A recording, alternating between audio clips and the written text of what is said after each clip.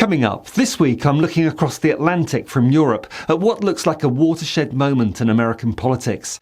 Trump's approval ratings are in the toilet, and the opposition Democrats are starting to gain confidence that in next year's midterm elections they'll be able to win back the House of Representatives and with it severely curtail Trump's powers as president for the remaining 2 years of his second term. But as a European who spent a lot of time in the States, I think the real fight might not be the election itself, but Trump's attempts to subvert or even cancel the midterms. Stay tuned. From where I stand today in the UK, watching the US, the polls coming out of America are pretty wild. The public mood has turned sour on President Trump's performance. A late October 2025 poll from the Washington Post reports that just 41% of Americans approve of Trump's job as president and 59% disapprove. That minus 18% net favourability at this stage of a presidency is a record. He's underwater in every policy area. His tariff policy in particular at minus 32% net, and even his flagship policy of immigration sees him at minus 13% net favourability, and that's absolutely massive. Moreover, 64% of people believe he's expanding presidential power too far. And this poll just bears out what similar polls are also saying. In fact, the poll aggregator site run by respected right-wing pollster Nate Silver shows Trump's net approval has dropped to almost minus 11 points, with some polls indicating net ratings as low as minus 19 points. Before I take a closer look at what all this means, please subscribe to the channel, give this video a like, and hit the bell to get notified of new videos, particularly if you're a channel member with the perk of early access. From my vantage point here in Europe, it looks like Trump is wobbling, and there looks like a credible pathway for the Democratic Party to reclaim the House in the 2026 midterm elections. But the mood of the electorate is one thing. The rules of the game, and whether they'll be respected in Trump's America, are another thing altogether. But okay, in theory, it looks like the Democrats, despite being pretty weak themselves and completely leaderless, could ride an election wave just by not being the Republicans, just as we in Britain have a Labour government who won an election mainly because they weren't the ruling Conservative Party. With the president underwater, food prices soaring, and economic anxieties rising, the midterms are very likely to tilt Democrat, even more so because the US midterms historically punish the party of the president. Don't assume the result is baked in. Polling might show a shift to the left, but there are 1,000 details that matter. Turnout, demographics, local races, and most importantly, the rules of the game. Yes, the massive poll shift away from Trump since his election gives hope that his authoritarianism might be reined in after the 2026 midterms, but there are reasons to fear that this is a very naive standpoint. Because if Trump and the GOP truly believe they're at risk of losing power, then I don't believe they'll allow the midterms to proceed as a standard regular election. They're already preparing contingency plans which will mean normal ground rules are changed. Expect serious manipulation behind the scenes, up to and including cancelling those midterm elections entirely on some fabricated premise. And the nearer we get, and the more those polls tilt against Trump and the Republican Party, the more these threats are likely. Here are the main things I think might be being considered by the Trump administration. 1. A manufactured national emergency. Claim an imagined threat to a safe and secure election. Perhaps a cyber attack. Or domestic unrest, which they're already doing their best to foment, sending the National Guard and ice-masked thugs into Democrat-run cities. They would then use that as an excuse to delay or suspend all electoral processes, including the midterms. 2. War or a major military provocation. Trump could launch or escalate a conflict either overseas or through the declaration of martial law internally as a response to manufactured public disorder at a moment when the normal election timetable can be disrupted. 3. Sweeping electoral reform under guise of fraud prevention. Trump is always using the rhetoric of stopping illegal voting anyway. Repeated claims of voter fraud, illegal ballots and corrupted mail-in voting.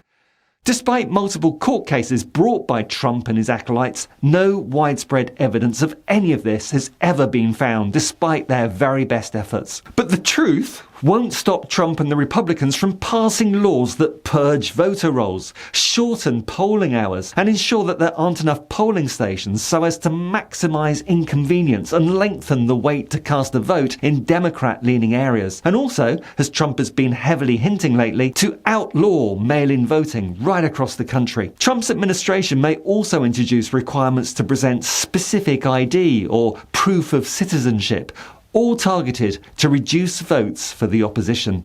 4. State-level suppression. Because US elections are run state by state, we're already seeing local Republican legislatures aligned with Trump redraw voting districts.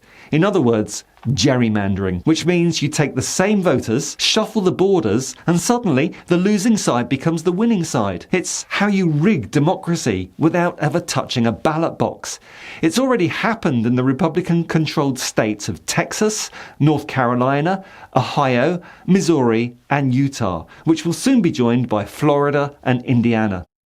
The Democrats have half-heartedly and belatedly decided to hold their noses and join the Republicans for a wrestle down in the mud, and are themselves now trying to retaliate, while still playing within the rules, with redistricting in California, Virginia, Illinois, Maryland and New York.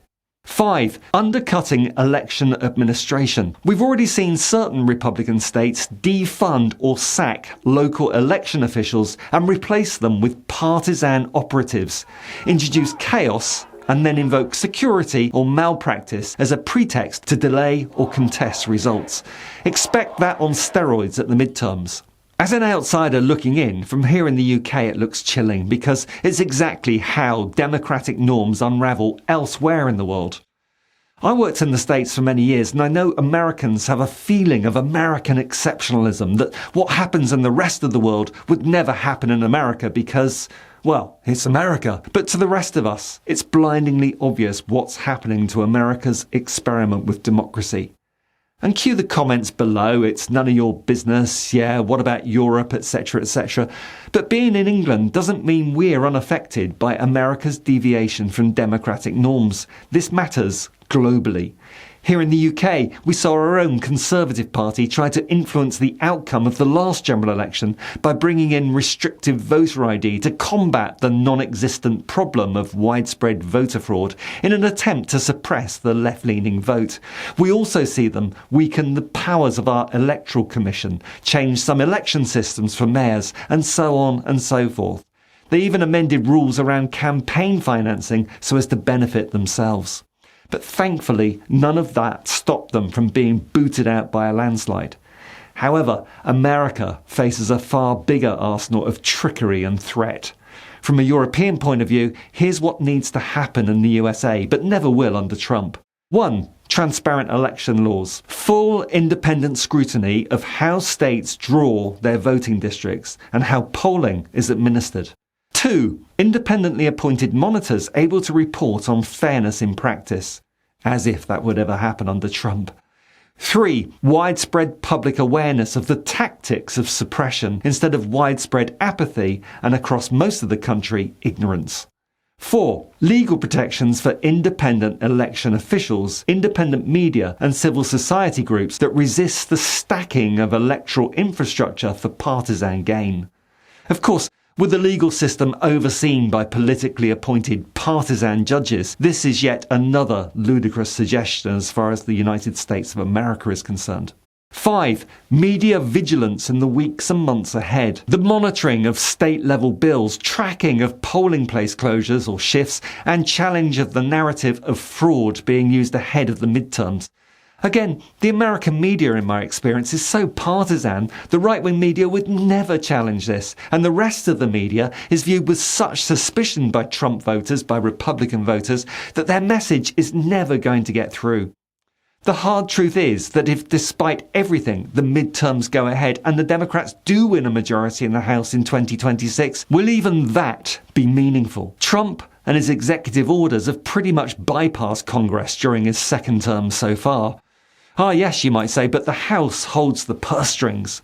Well, I wouldn't take that for granted either, as Trump continues to push his presidential powers way beyond all recognised limits. In any case, the rules are being bent, the machinery is being rigged, the districts are being stacked, the vote is being suppressed, and any defeat for the Republican Party may mean far less than we assume. Because the electoral process in America has been bent so much, so many rules have been removed or broken, that the outcome ceases to have credibility or legitimacy. From my perspective, as a European who spent a lot of time working in the USA, from Trump's claims of election fraud to the assault on the Capitol buildings to the blatant cheating leading up to the next midterms, it looks like the structural assault on American democracy is already unstoppable. And relax. If you managed to make it this far, despite my rather downbeat analysis of the prospects for American democracy, please share this video, like, subscribe and comment below. Do you think I'm being too dramatic? If you want to go further in your support for the Truth to Power channel, hit the join button below.